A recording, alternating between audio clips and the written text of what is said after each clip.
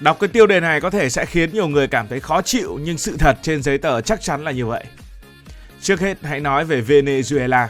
Venezuela là một đất nước đẹp, đẹp đến mức có phần dư thừa, đẹp đến mức có phần quá cần thiết, đẹp cả thiên nhiên lẫn con người, nhưng lại không đủ may mắn để biến vẻ đẹp ấy trở thành một cuộc sống dễ chịu. Thiên nhiên ở đây gần như hội tụ đủ mọi thứ mà một quốc gia có thể mơ ước. Biển Caribe xanh biếc, dãy Andes hùng vĩ, đồng bằng mênh mông và rừng rậm phương Nam hoang sơ trù phú. Cảnh quan thay đổi liên tục chỉ sau vài trăm cây số, khiến Venezuela giống như một Nam Mỹ thu nhỏ. Nhưng song song với thiên nhiên ấy là con người Venezuela, những người nổi tiếng, cởi mở, giàu cảm xúc, nói chuyện như hát, cười lớn, sống nặng tình gia đình và cộng đồng. Ngay cả trong nghèo khó họ vẫn giữ được sự nồng nhiệt, lòng hiếu khách và một tinh thần rất người. Nghịch lý nằm ở chỗ, một đất nước đẹp đến vậy, con người ấm áp đến vậy mà lại trở thành nơi mà hàng triệu người buộc phải rời đi để có một cuộc sống tử tế hơn. Vẻ đẹp ở Venezuela vì thế vừa là niềm tự hào, vừa là nỗi tiếc nuối. Đẹp đến mức ai cũng thấy, nhưng không ai đủ sức giữ chân chính những người sinh ra trên mảnh đất ấy. Và điều đó lại đang giúp Venezuela, hoặc ở một nghĩa nào đó là đang khiến Venezuela giàu lên đến đau lòng. Khi nói về cuộc sống hiện nay ở Venezuela, nếu chỉ dùng vài từ để mô tả thì đó là nghèo đi rất nhanh. Không phải nghèo dần theo kiểu thắt lưng buộc bụng, mà nghèo theo đúng nghĩa nền kinh tế sụp đổ từng mảng. Sau hơn một thập kỷ khủng hoảng, GDP của Venezuela đã bốc hơi hơn 80% so với thời kỳ đầu những năm 2010. Tức là ngày xưa cả nước kiếm được 10 đồng thì bây giờ chỉ còn có 2 đồng. Một nền kinh tế từng có quy mô khoảng 400 tỷ đô, nay chỉ còn lại chưa tới 1/5. Với gần 30 triệu dân, mức co rút này không khác gì việc cả đất nước phải sống bằng phiên bản thu nhỏ, phiên bản mini của chính mình. Ngày xưa cả nhà ăn 10 bát cơm thì bây giờ cả nhà chỉ được ăn có 2 bát cơm. Kinh tế co lại thì hệ quả đầu tiên rơi thẳng vào túi tiền của người dân. Lạm phát ở Venezuela từng có giai đoạn vượt hàng trăm nghìn % mỗi năm. Tiền vừa lĩnh lương xong đã mất giá ngay trên đường về nhà. Những năm gần đây, lạm phát tuy không còn điên loạn như trước, nhưng vẫn ở mức 2 đến 3 chữ số, đủ để khiến mọi kế hoạch chi tiêu dài hơi trở nên vô nghĩa.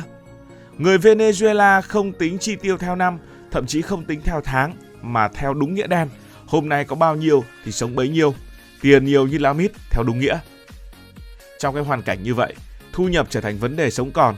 Mức lương tối thiểu chính thức hiện nay chỉ khoảng 3 đến 5 đô la Mỹ mỗi tháng nếu quy đổi theo tỷ giá của nhà nước. 3 đến 5 đô la Mỹ mỗi tháng, bạn có tin được không? Nghe như một chuyện đùa, nhưng đó là con số tồn tại thật. Trên thực tế, đời sống đã đô la hóa ngầm. Mua đồ bằng đồng đô la Mỹ, thuê nhà bằng đồng đô la Mỹ, ăn uống cũng tính bằng đô la Mỹ. Nhưng nghịch lý nằm ở chỗ, phần lớn người dân không kiếm được đồng đô la Mỹ hoặc kiếm được rất ít. Một lao động bình thường, một lao động phổ thông, nếu may mắn có thể kiếm được 40 đến 60 đô la Mỹ mỗi tháng. Người khá hơn làm dịch vụ, buôn bán nhỏ thì kiếm được khoảng 100 cho đến 150 đô, tức là cũng chỉ bằng một vài triệu nếu mà quy đổi ra tiền Việt mà thôi. Trong khi đó, chi phí sống lại không hề dễ chịu. Một cái phần thực phẩm tối thiểu cho gia đình 4 người thường rơi vào khoảng 250 cho đến 300 đô la Mỹ mỗi tháng. Tiền thuê nhà ở thành phố cũng ngốn khoảng 50 cho đến 100 đô. Nếu mà quy ra tiền Việt mà chúng ta tính tiền thuê nhà ở Việt Nam ta thấy rẻ thế, nhưng bên Venezuela là rất đắt. Chưa kể điện nước đi lại thuốc men. Nghĩa là làm đủ kiểu, gom đủ việc, vẫn thiếu rất xa so với mức cần để mà sống bình thường. Chính vì thu nhập không đuổi kịp giá cả, hình ảnh xếp hàng đã trở thành một phần quen thuộc của đời sống Venezuela. Ở nhiều khu vực, đặc biệt ngoài thủ đô, người dân vẫn phải xếp hàng dài để mua thực phẩm trợ giá như là gạo, bột mì và dầu ăn. Có những thời điểm, xăng dầu, thứ mà Venezuela có lúc nhiều bậc nhất thế giới, cũng phải xếp hàng nửa ngày mới mua được. Thuốc men càng là câu chuyện đau đầu hơn khi nhiều loại thuốc cơ bản như là kháng sinh, insulin hay là thuốc tim mạch rơi vào trạng thái thiếu nghiêm trọng. Điều đáng nói là giá cả ở Venezuela không hẳn là đắt nếu so với thế giới, mà là đắt so với túi tiền của người dân Venezuela như chúng ta đã nói từ trước. Cứ quy số đô đó ra tiền Việt thì người Việt sống rất bình thường. Một người lao động ở Việt Nam cũng có thể kiếm vài trăm đô, thậm chí nếu mà chăm chỉ hơn thì kiếm 1.000 đô một tháng cũng là chuyện bình thường. Chăm chỉ hơn nữa thì một vài nghìn đô. Nhưng với những người Venezuela, những người khá lắm mới chỉ kiếm được hơn 100 đô la Mỹ mỗi tháng, thì đó là ranh giới giữa đủ ăn và nhịn ăn.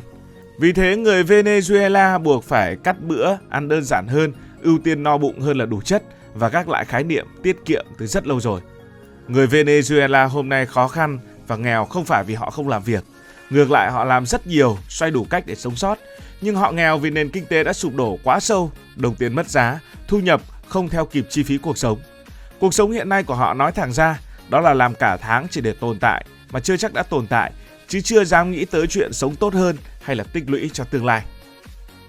Đến đây thì vẫn chưa thấy Venezuela đang giàu hơn ở chỗ nào. Vậy là chúng ta hãy tiếp tục câu chuyện.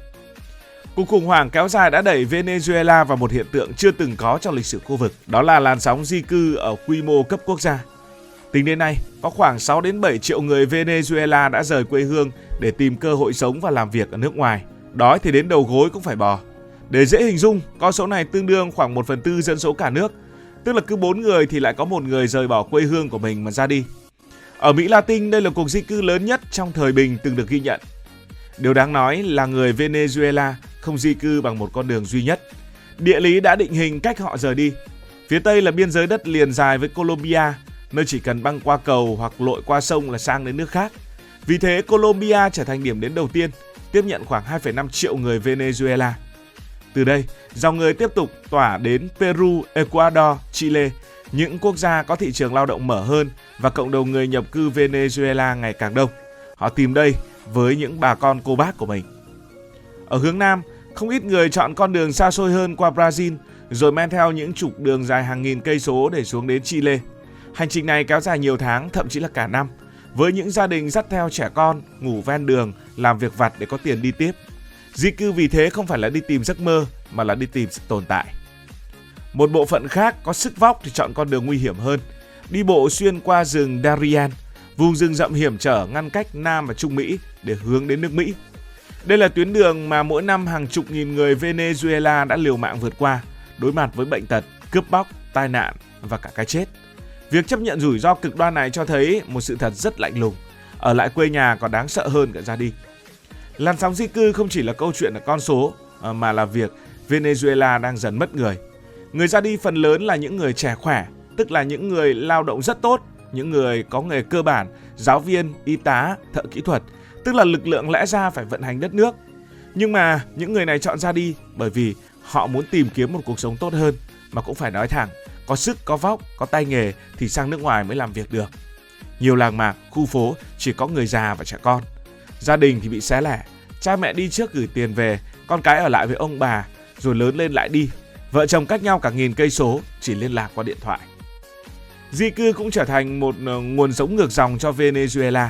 Kiều hối gửi về, dù không được thống kê đầy đủ, đã trở thành phao cứu sinh cho hàng triệu hộ gia đình. Ở nhiều nơi, tiền gửi về từ nước ngoài còn quan trọng hơn cả lương ở trong nước. Một nghịch lý cay đắng đã hình thành. Kinh tế trong nước thì suy yếu, nhưng đời sống của không ít gia đình lại phụ thuộc vào người thân đã rời bỏ đất nước. Kết cục, làn sóng 6 đến 7 triệu người rời đi không đơn thuần là di cư kinh tế. Đó là một cuộc tháo chạy tập thể khỏi một nơi mà cuộc sống đang khó được đảm bảo. Venezuela hôm nay là một đất nước đẹp, rất đẹp, nhưng mà người dân vẫn phải rời đi để nuôi những người ở lại. Và mỗi chuyến đi như vậy lại khoét sâu thêm vết thương nhân lực của Venezuela. Thế là chúng ta có một sự thật rất đau lòng, một sự thật nhìn thì đẹp nhưng cực kỳ đau lòng. Về mặt lý thuyết, người Venezuela đang giàu hơn. Cách nhìn đó không sai, nhưng nếu viết đúng bản chất thì phải nói rằng người Venezuela đang giàu lên ở trên giấy, chứ không phải là giàu lên trong cuộc sống đời thực. Khi 6 đến 7 triệu người rời đi khỏi Venezuela, dân số trong nước giảm mạnh. Trong khi kiều hối từ nước ngoài, những người đi Colombia, Peru, Chile hay Mỹ thì chảy về nước. Theo cái công thức kinh tế học bình thường, thu nhập bình quân chia cho ít người hơn thì bình quân đầu người sẽ cao lên.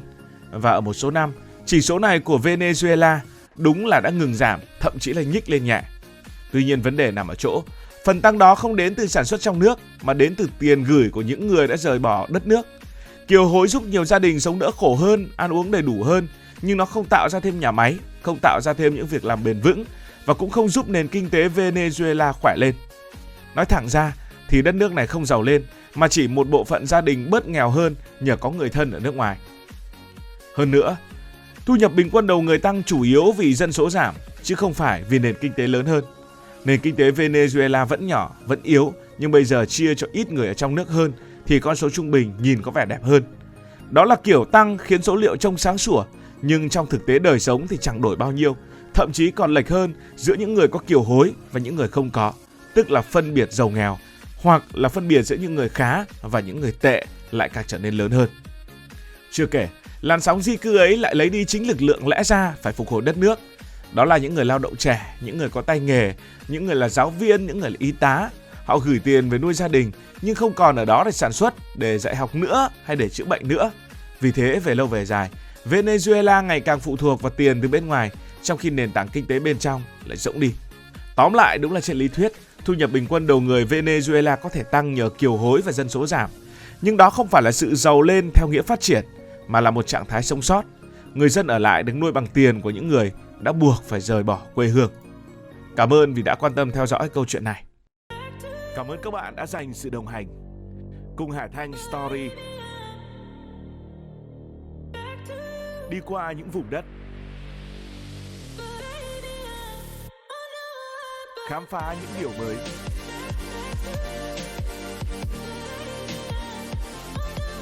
Đừng ngần ngại, hãy để lại những góp ý và xin được hẹn gặp lại.